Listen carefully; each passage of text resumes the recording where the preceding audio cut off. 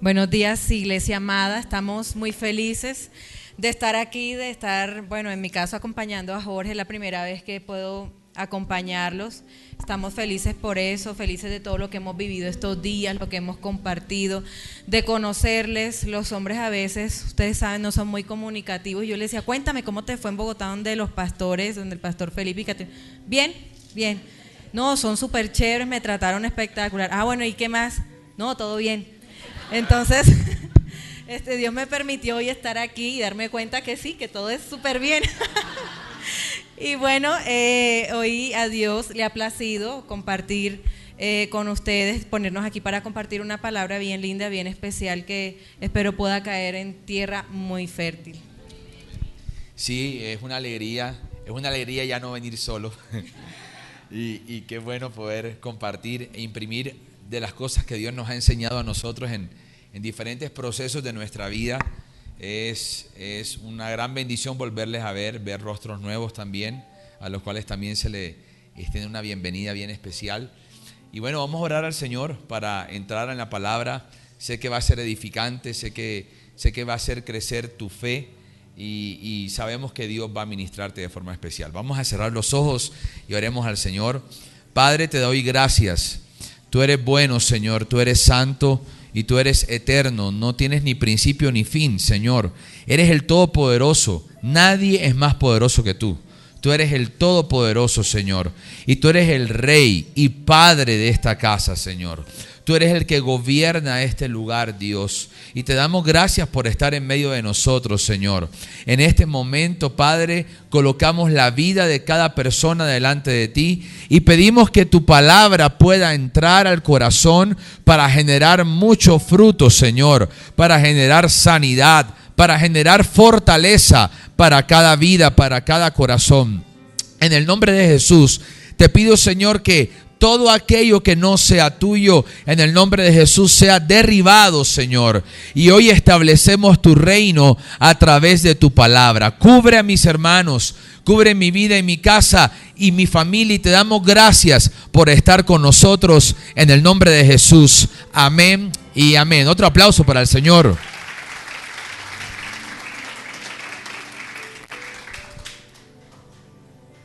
Hay un cable que va aquí, que proyecta allá, pero no sé dónde está. Okay. Bueno. Bien, el título de la enseñanza es Fundamentos para superar la crisis familiar. Fundamentos para superar la crisis familiar. Así que vamos a entrar en materia y vamos a leer el texto base. Es Mateo 7, 24 hasta el 29. Dice la palabra: cualquiera pues que me oye estas palabras y las hace, será semejante a un hombre prudente que edificó su casa sobre la peña. Y cayó la lluvia, vinieron torrentes, soplaron vientos y golpearon contra aquella casa, pero no se derrumbó, porque se había fundado sobre la peña. Pero todo el que me oye estas palabras y no las hace, será semejante a un hombre insensato que edificó su casa sobre la arena. Cayó la lluvia, vinieron torrentes, soplaron vientos y azotaron contra aquella casa y se derrumbó, y fue grande su ruina.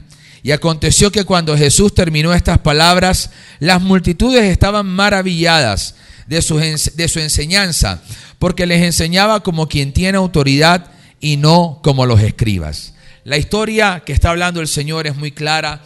Hay dos tipos de fundamento, está la arena y está la piedra. Y sobre la arena y sobre la piedra se puede construir casas, se puede construir una casa. Pero Él dice que cuando vienen los vientos, cuando vienen los ríos, cuando vienen las crisis, cuando vienen los problemas, las casas que van a permanecer construidas sin ser derribadas van a ser las casas que están desarrolladas o levantadas sobre la piedra, sobre la roca. Y vamos más tarde a profundizar un poco más con eso, pero ahí podemos ver algo en la historia que va relacionado con la palabra crisis. Fíjese que las casas eran azotadas por vientos, por ríos, y eran azotes tan fuertes que podían derribarlas. Y ahí puedo ver crisis. Muchos de nosotros podemos estar pasando por una crisis hoy, o tal vez superaste una crisis del ayer. Dios tiene un especial tesoro para todo aquel que anhela salir de su crisis. Y ese tesoro es su palabra. Su palabra va a hacer que tú puedas salir de la crisis en la cual te encuentras hoy. Pero vamos a definir la palabra crisis. La definición es la siguiente: situación grave y decisiva que pone en peligro el desarrollo de un asunto o de un proceso. Quiere decir que crisis es todo aquello que no te deja desarrollar. Crisis es todo aquello que atenta en contra de las cosas que están creciendo. Entonces, muchas veces hay crisis que no dejan que las familias puedan desarrollarse, puedan crecer. Otra definición es una situación difícil de una persona o una cosa. No voy a pedir que levantes la mano, sé que hay cosas muy internas tuyas, pero ¿cuántos no están pasando hoy por una dificultad? ¿Cuántos no están pasando hoy por una situación de crisis, por una situación crítica? Ahorita vamos a hablar algunas cosas de nuestra vida que van a poder ministrarte. ¿Qué significa crisis? Esta definición es bien interesante. Cambio brusco e importante que sufre el estado físico de una persona. ¿Cuántas veces en la familia no estaba todo bien? No estaba todo tranquilo. Y de repente vinieron vientos, ríos y azotes que probaban la consistencia de la casa. Y esos son cambios bruscos.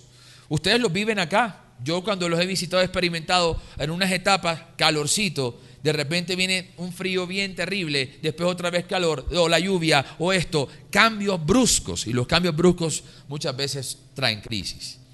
Ahora vamos a ver las principales causas de las crisis familiares. Vamos a ver algunas causas comunes. Pueda que no sean todas, pero son muy generales, se repiten mucho en familias. Y la primera es desunión de sus miembros. Cuando una familia está desunida, entra en crisis. Dios no llamó a la familia que estuviera dividida, sino unida. Una segunda crisis que presentan las familias de hoy puede ser que uno de sus miembros tiene alguna enfermedad o está enfermo o está afectado. Y eso trae crisis al hogar. No es agradable estar enfermo. No es agradable vivir crisis de esa índole. La tercera crisis que puede estar pasando la familia es violencia intrafamiliar. No se dan buenos días, sino que se gritan. No se dan un beso antes de acostarse, sino que se ofenden. Hasta a veces pueden entrar a golpes. A veces la parte disciplinaria hacia los hijos, de pronto se te fue la mano en algún momento. Está bien la corrección, pero de pronto de corrección pasaste a maltrato. Y hay una línea muy delgada. Hay violencia intrafamiliar. Tal vez se oyen palabras vulgares, soeces, hirientes en casa, gritos que traen heridas al corazón. Eso trae crisis familiar. Otro fundamento de crisis es la falta de amor y fidelidad.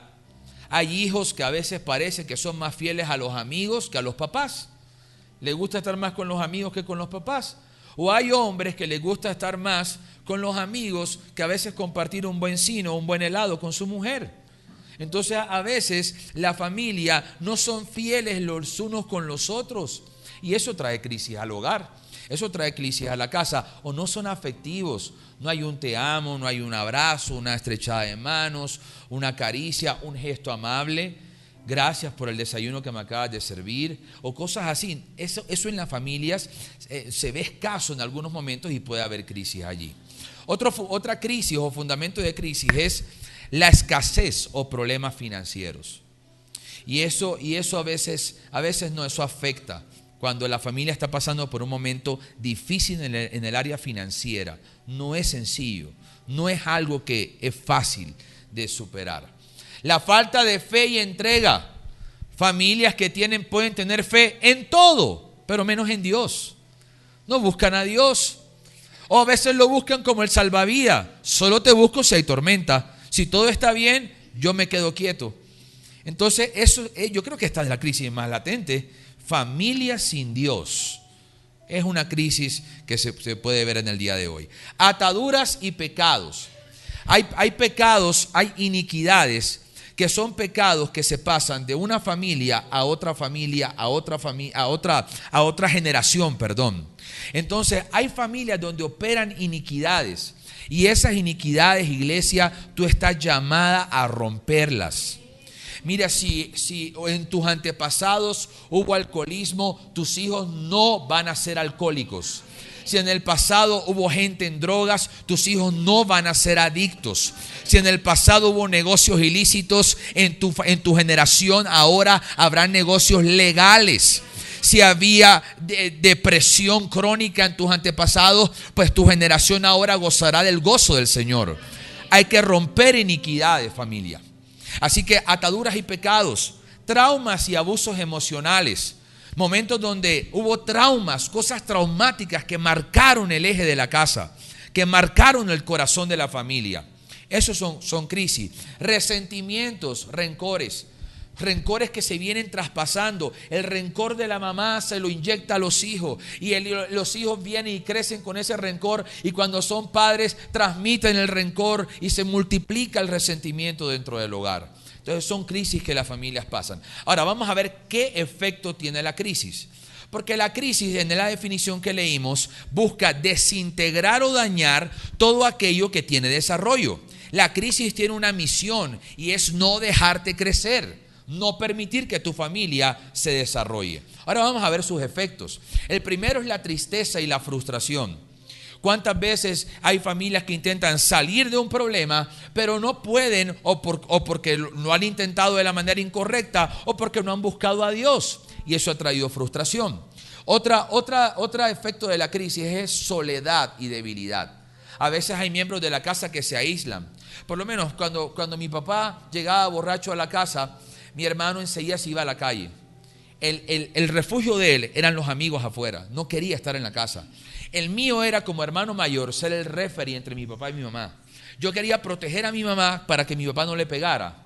Entonces yo me ponía entre los dos. Yo absorbí todos sus problemas, mientras que mi hermano salía a la calle y supuestamente a distraerse, pero en realidad era una manera de huir de la crisis que vivía mi casa. Entonces la soledad y la debilidad, las crisis debilitan. ¿Cuántos no se han sentido debilitados por la crisis? La crisis absorbe la fuerza, es desgastante. Otro efecto de la crisis es el impulso, la ansiedad. A veces hay impulsividad. Hay familias que se meten en problemas porque no meditan antes de tomar decisiones. Impulsivamente hacen cosas que los pueden traer en crisis. Otro punto importante, otro efecto que trae la crisis es la desconcentración. Porque a veces tienes que estar todo el tiempo absorbido pensando en la crisis. Entonces la crisis no te deja soñar, no te deja sentarte un rato en la silla a soñar.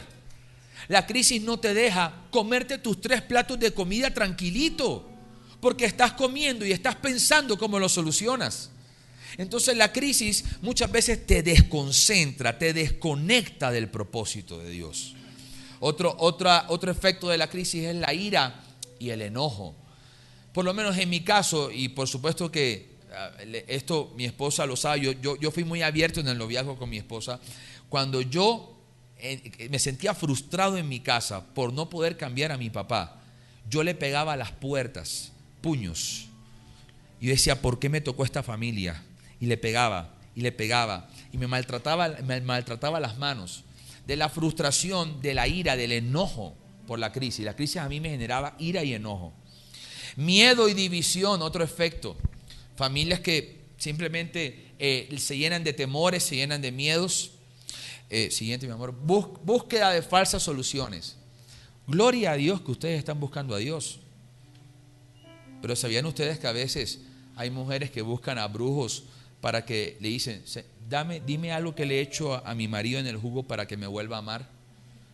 Y se van a la brujería, falsas soluciones. Y se van y hacen otras cosas, falsas soluciones.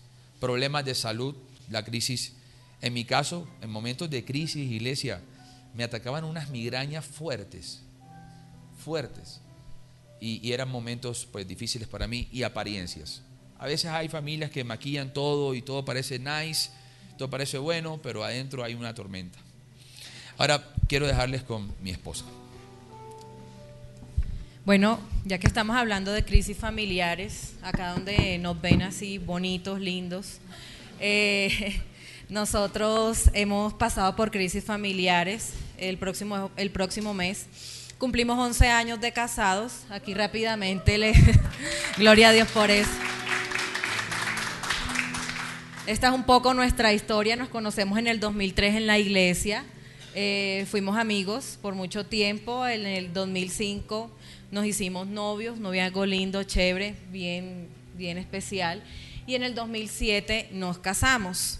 Como todas las parejas que se casan y todos los novios, uno va con sueños, ilusiones, todo es color de rosa, uno tiene todo bajo control, pero nos casamos y al poco tiempo empezamos a experimentar crisis familiares. Dale. La primera de ellas fue una crisis económica. Cuando nosotros nos casamos, yo venía de estudiar una carrera técnica, yo estaba trabajando, pero tuve la oportunidad de homologar y hacer una carrera profesional. Entonces con Jorge nos pusimos de acuerdo, él obviamente él estaba trabajando, pero los ingresos que teníamos pues solamente eran por parte de él.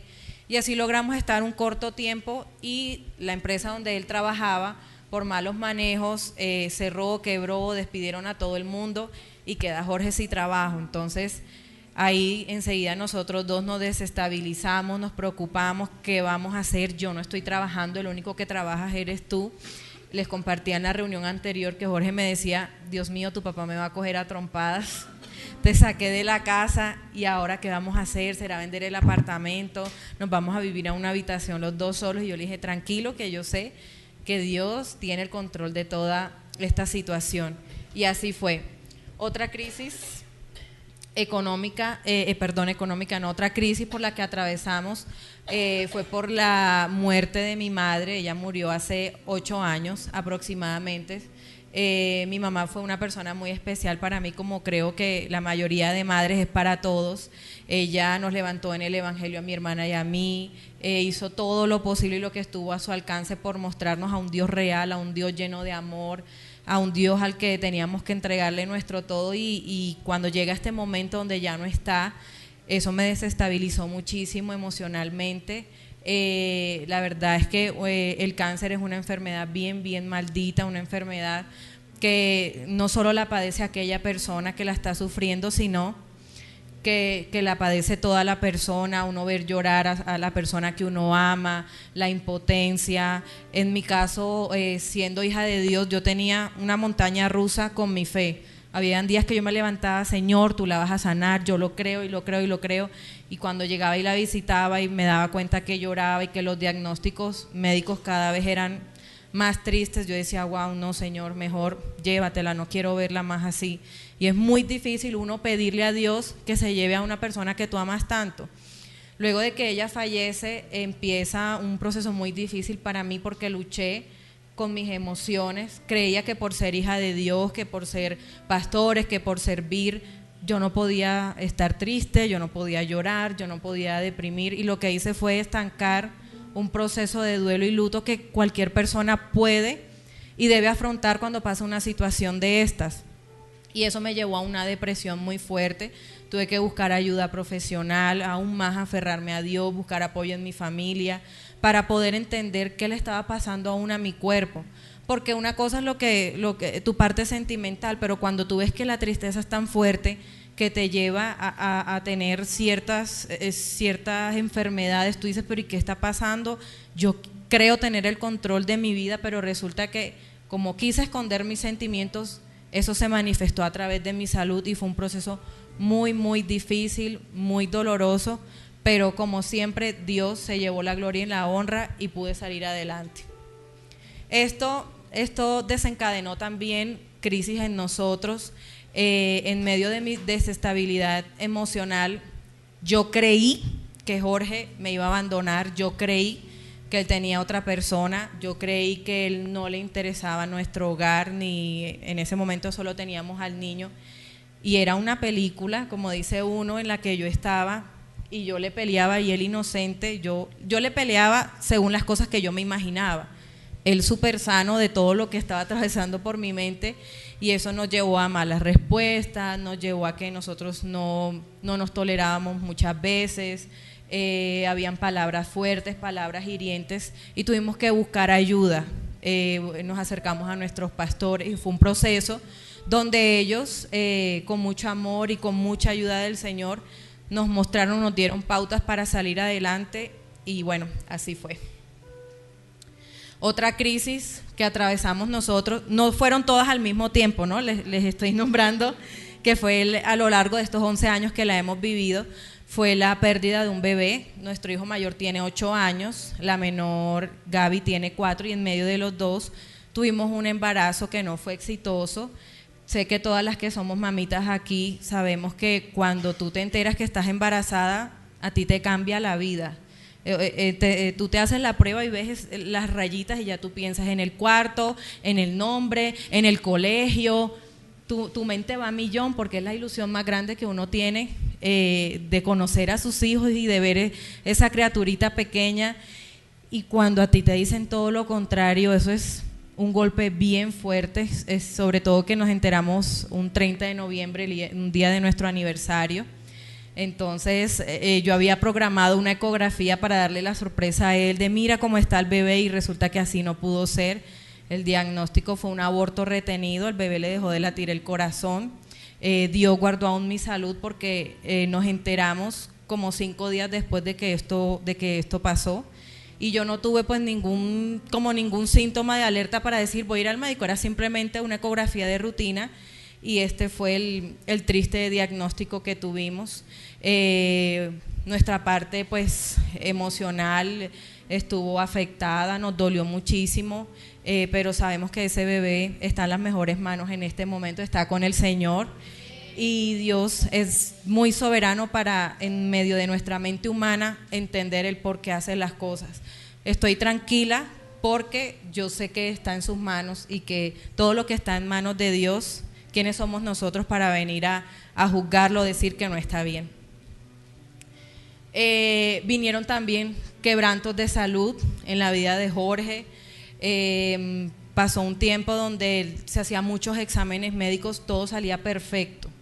Entonces, por un lado, como que tú dices, debería de alegrarme, pero a nosotros no nos alegrábamos porque, bueno, y si no es esto, entonces, ¿qué será? Entonces el médico, no, vamos a hacerte tal cosa. Él le daban muchos vértigos, mucha migraña, tenía problemas digestivos y todo el tiempo los exámenes le salían súper bien, excelentes. Y nosotros nos preguntamos, bueno, pero ¿y qué es lo que estará pasando? A eso se suma que Gaby, nuestra bebé, en una oportunidad, en una madrugada, de la nada, se despertó ahogándose, tuvimos que llamar al servicio médico que llegara urgente porque le dio un crop laríngeo, se le estaba cerrando la tráquea, se estaba ahogando. Nuestro niño también en alguna oportunidad tuvo como una crisis, él no es asmático, pero le dio como si fuera una crisis asmática y tuvieron que tratarlo de esa manera. Y nunca más le ocurrió, y son momentos donde se te pasan tantos pensamientos por la cabeza. Yo le decía a uno, yo pensaba, a uno le cambia la vida de un momento a otro, hoy estás súper bien, pero al día siguiente puedes estar en una clínica hospitalizado, tienes que parar tu trabajo, tus compromisos, tienes que frenarlo todo porque realmente cuando la salud se deteriora es un tema súper complejo. Y no es solamente la persona que se enferma, sino la logística que tú tienes que hacer, quién duerme esta noche en la clínica, quién lo acompaña, quién va a autorizar las órdenes, quién va a pedir la cita y te la dan a 5 meses, entonces vaya y hable y llore con el trabajador del centro médico a ver qué pueden hacer. Y es una cantidad de cosas súper hartas y la verdad como muy desmotivantes, y esto afecta a la familia, el matrimonio y afecta a todo. Dale. Y bueno, en medio de todas estas crisis que nosotros hemos podido vivir, hemos visto la mano de Dios. No es lo mismo de pronto pararnos aquí, mencionarlas y nombrarlas, pero tenemos autoridad y con mucha humildad les queremos compartir que en todas Dios se ha llevado la gloria. Muchas veces no ha sido como hemos pensado nosotros que la cosa se puede solucionar, pero Él ha metido su mano y realmente Él nos ha podido dar la victoria en medio de todo. Mi hija Gabriela se llama Gabriela Victoria, por esa victoria que el Señor nos entregó a darnos una nueva oportunidad de ser padres. Y Dios es un Dios de oportunidades. Cuando nosotros nos caemos, Él es el que nos levanta. Y lo más hermoso es que, aun si fuimos nosotros los culpables de aquellas crisis, Él las borra y dice, no más, no me acuerdo más de ellos, porque su misericordia es más grande de lo que podemos imaginar. Amén.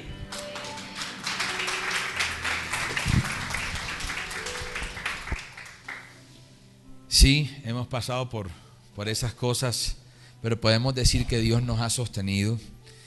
Y bueno, ya leímos el texto. Ahora quiero que puedas responder esta pregunta. ¿Cuál es el fundamento de mi familia? ¿Cuál es el fundamento de mi casa? Porque la historia hablaba de la arena y hablaba de la piedra. Entonces, ¿cuál es el fundamento de la casa? Pero vamos a ver qué significa la palabra fundamento. Principio o origen en que se asienta una cosa. Dependiendo del fundamento, el fundamento determina la durabilidad de lo que se construye en él. Un buen fundamento hace que las cosas puedan perdurar. Parte de una construcción que está bajo tierra y le da solidez y le sirve de base y apoyo. ¿Cuál es el apoyo y la base de tu casa hoy? Ahora, ¿qué casa estás construyendo? Porque se habla de casa y se habla de fundamento. Entonces, ¿qué casa estás construyendo? La definición de construir significa hacer referencia al conjunto de personas y materiales que tienen relación con la fabricación de edificios, obras arquitectónicas o ingeniería. ¿Qué materiales estás utilizando para construir tu familia? ¿Estás utilizando el material del amor?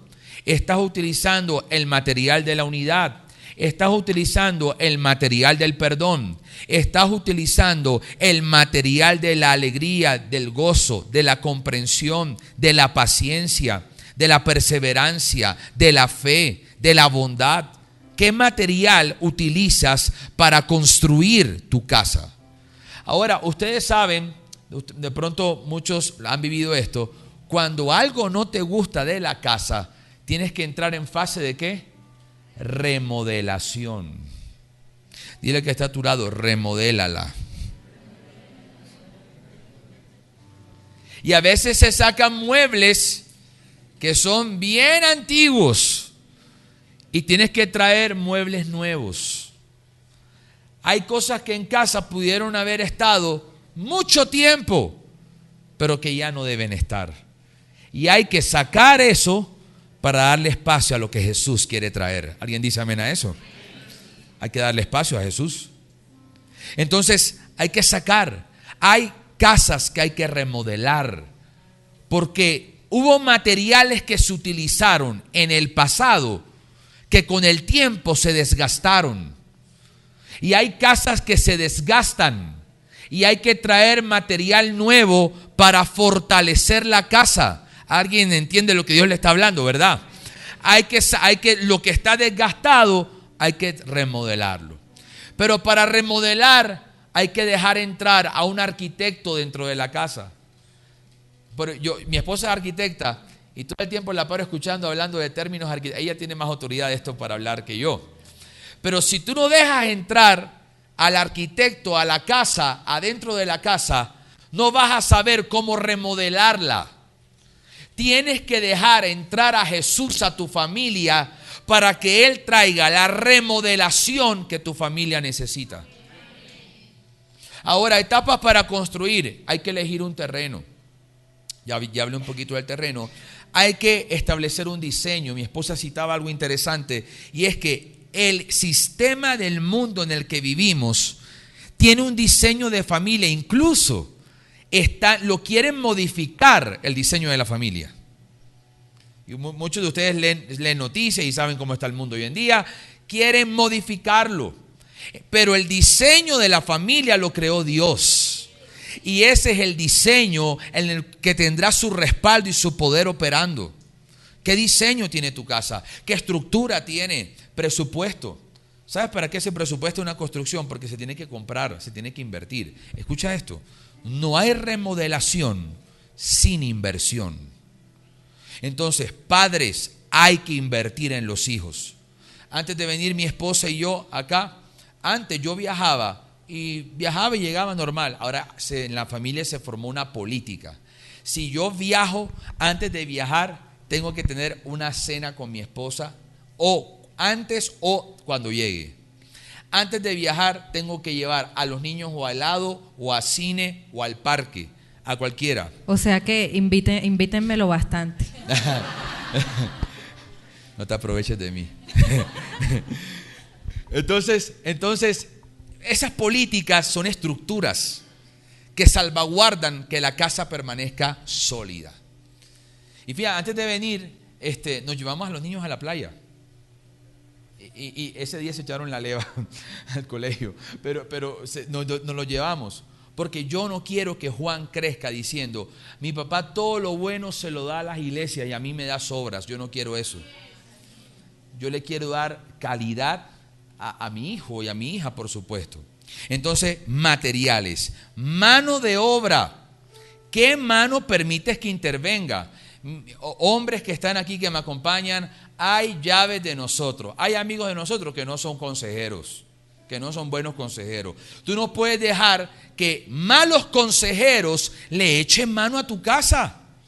Tú tienes que seleccionar qué mano de obra va a meterse a tu casa a ayudarte a remodelar. Yo no contrato mano de obra para que me dañe la casa.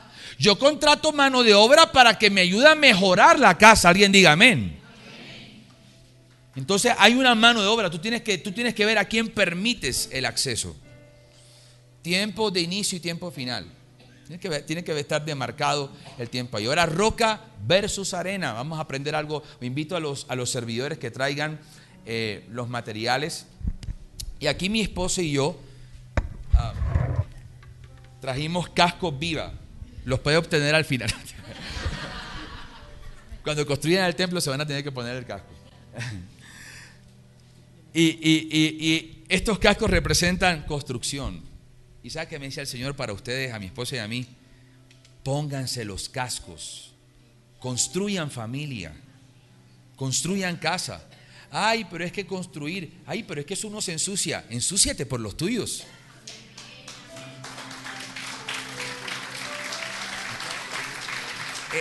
Es tu familia.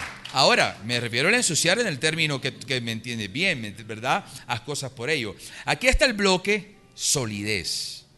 Solidez. Tranquilo que yo sé que esto no pesa. No, solidez. Este es el fundamento. Ahora la arena. Ahora mire esto. Recuerda la historia que la Biblia dice que vinieron los ríos, vinieron los vientos y la casa que estaba sobre la roca no cae. Le voy a explicar por qué la casa que está sobre la arena cae. Porque cuando esto lo toca el agua, se transforma en material no consistente, en material arcilloso. Entonces, todo lo que esté arriba de esto se cae. Pero si yo le echo un vaso de agua a este bloque, él no va a cambiar su esencia, su molécula, su materia no va a cambiar, va a permanecer. Ese es tu Dios, ese es mi Dios. Nuestro Dios no cambia, Él sigue amándonos, Él sigue restaurando, Él sigue levantándonos, Él sigue fortaleciendo nuestras vidas. Así que no construya sobre arena, porque cuando vengan las crisis, la arena no es consistente. El bloque sí que representa al Señor. Vamos a leer estos dos textos que nos van a dar una orientación. Génesis 2:7. Entonces del polvo de la tierra, Dios el Señor formó al hombre. Pueden ya tomar asientos, gracias. Formó al hombre. Entonces, el hombre viene de la tierra. El hombre viene de la tierra. Quiere decir que de la tierra viene la fuerza humana.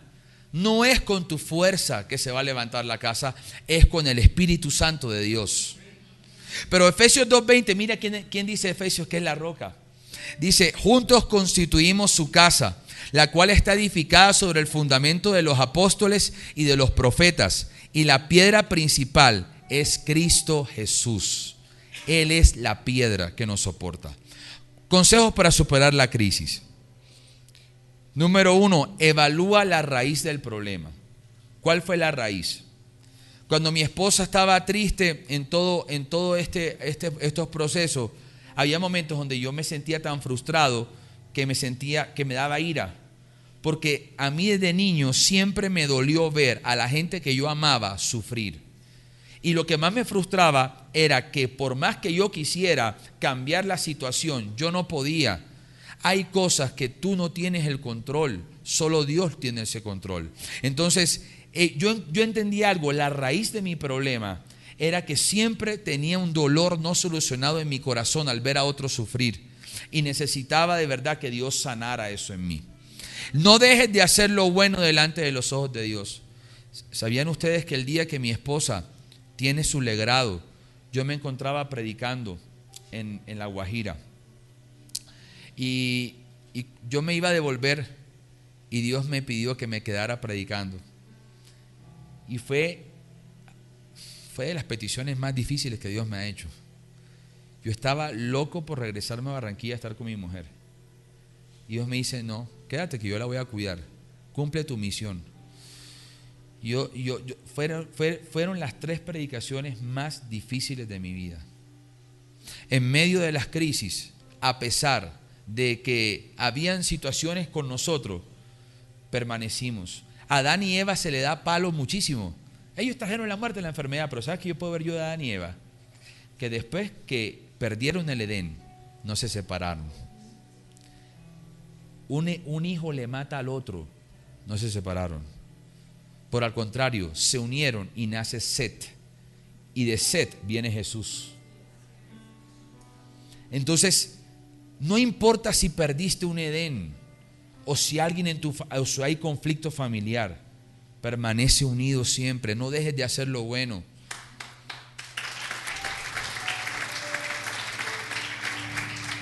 Eleva oraciones y súplicas. Que tu casa sea llamada casa de oración. Confía en que Dios tiene el control de todo. Ten paciencia. Él tiene el control. Dios de verdad lo tiene. A veces nosotros oramos y le decimos, Señor, toma el control, pero ¿cuándo lo perdió? Yo a veces, cuando yo me escucho que digo eso, yo hago como, Él no ha perdido el control. Más bien di que su control sea lo que aflore. Confía en que Dios tiene el control. Verifica qué puedes aprender o cambiar en la crisis. ¿Qué puedes aprender? Imagínense que los primeros años de matrimonio tuvimos la primera discusión. Y cuando yo llego, esta señorita se había ido de la casa donde mi suegra. Pero se había ido no de visita, se me voló. Y yo llego donde mi suegra. Mi suegra todavía estaba viva. Yo tuve una relación muy chévere con ella. Suegra, y esto y tal, y Estefan y tal. No, deja yo. Mi suegra estaba de mi lado. Deja que yo voy a hablar con ella. Y no sé qué. Y hablaron. Y eso fue, la despachó de nuevo a la casa. Váyase para allá. Y en ese momento nosotros no sabíamos afrontar las peleas en el matrimonio. No sabíamos. Y tuvimos que aprender. A veces aprendemos lecciones a través de crisis. No es fácil, es verdad, no es fácil. Pero las grandes lecciones de tu vida, evalúalo y verás que no miento. Las grandes lecciones de tu vida las aprendiste en momentos difíciles.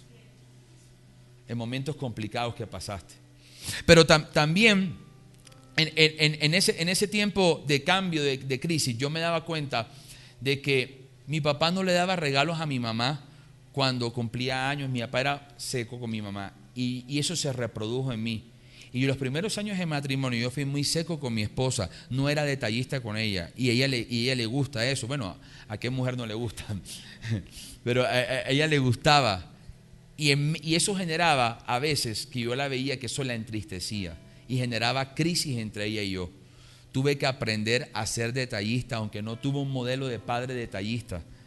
Pero ahí es donde me tengo que ir al modelo del papá de arriba. Él es detallista. Él creó muchos tipos de flores, muchos tipos de cosas. Dios es súper detallista.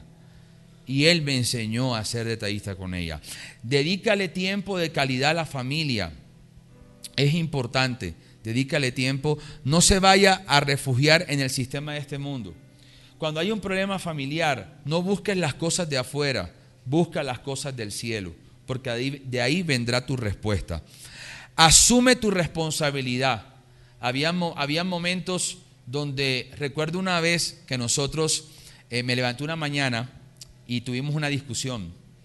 Y cuando discutimos, yo me metí a orar y empecé a alabar a Dios. Señor, yo te amo, yo te adoro, yo te exalto. Y en ese momento el Espíritu Santo me ha interrumpido y me ha dicho, ¿por qué no me hablas de tu ira, de tu enojo y de tu pelea con tu esposa? Yo quería tapar con espiritualidad el problema que tenía dentro. Y dije, Señor, está bien, la voy a botar toda. Esto. Pero el Señor nunca me da al lado a mí.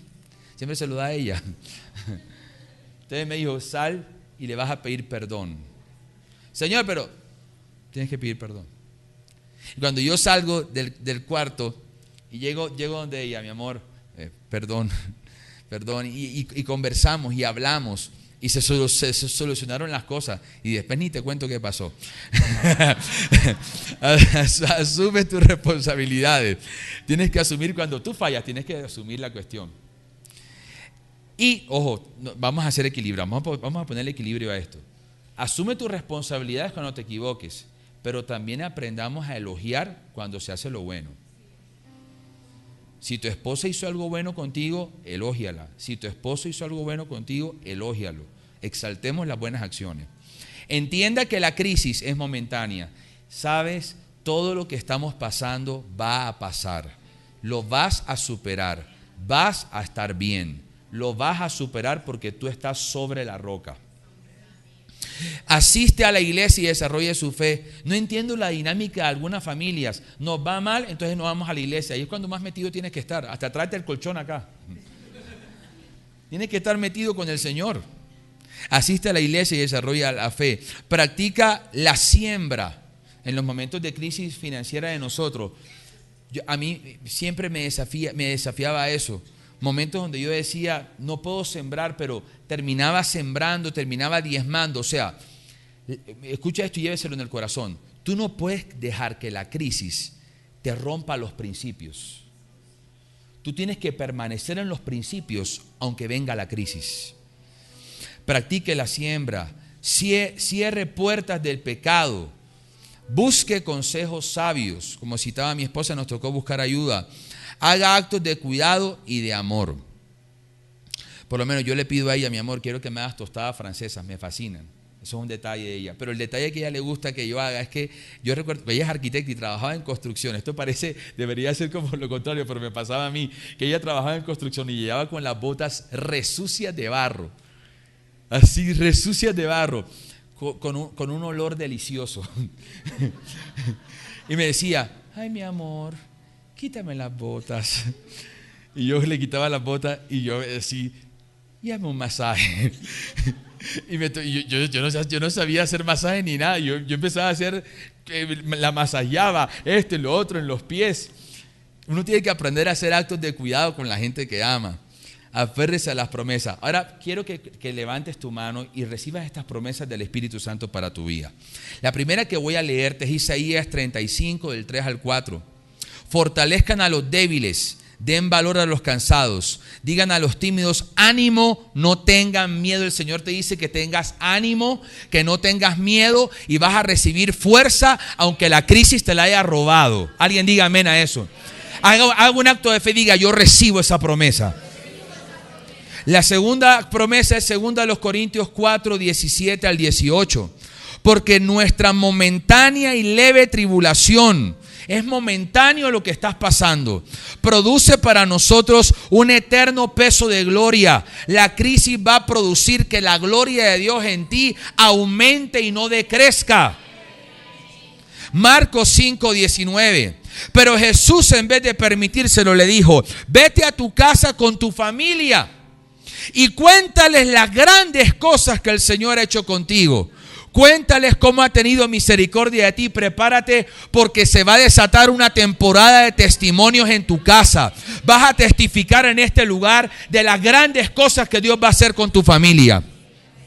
Isaías 43 del 18 al 19. Esta es clave. Esta es clave. No se acuerden de las cosas pasadas. Ya dejen de hablar de la pelea de 1998. Ya eso se fue. Ya deja de pelear de eso, porque Dios va a hacer algo nuevo. Pronto va a salir a la luz. Y cuando, ¿sabes qué está haciendo Dios? Él está produciendo algo en el secreto. Y tú dices, ay, Dios no hace nada. Él está produciendo algo. Y cuando lo termine, lo va a sacar a la luz. Salmo 121, del 1 al 3. Elevo mis ojos a los montes. ¿De dónde vendrá mi socorro? Mi socorro viene del Señor, creador de los cielos y de la tierra. El Señor no dejará que resbales. El que te cuida jamás duerme. Tu socorro viene del cielo. Dale un aplauso a Dios. Toda familia con problemas, el socorro viene del cielo. Josué 24:15, popular versículo, se los parafraseo o leo la última parte. Pero yo y mi casa serviremos al Señor, toda tu familia servirá al Señor. Estas palabras para alguien, solo es cuestión de tiempo. Esos que están con el corazón duro, tranquilo, es cuestión de tiempo, van a caer. Apocalipsis 3:20, mira, ya estoy a la puerta y llamo. Si alguno oye mi voz y abre la puerta, yo entraré a su casa y cenaré con él y él cenará conmigo. Prepárate porque tu casa será el lugar de su presencia. Dan un aplauso al Señor. ¿Y sabes qué? Mi esposa abrió su corazón y contó las batallas fuertes de la vida de nosotros. Pero aquí colocamos fotos donde hemos reído. Esta fue la luna de miel. Se me nota la cara de alegría. Este fue el nacimiento de mi hija. Ahí estábamos sirviendo en un retiro. Estaba embarazada Steffi allí. Aquí no tengo cara de bravo, sino de pechichón. ¿Y sabes qué quiere? ¿Sabes por qué colocamos estas fotos? Las colocamos intencionales. Porque así como un día en la vida nos tocó llorar, también en la agenda de Dios estaba que riéramos. Así como un día nos tocó lamentarnos, también estaba que adoráramos. Tu familia va a vivir momentos de alegría. Alguien tiene que recibir eso, por favor.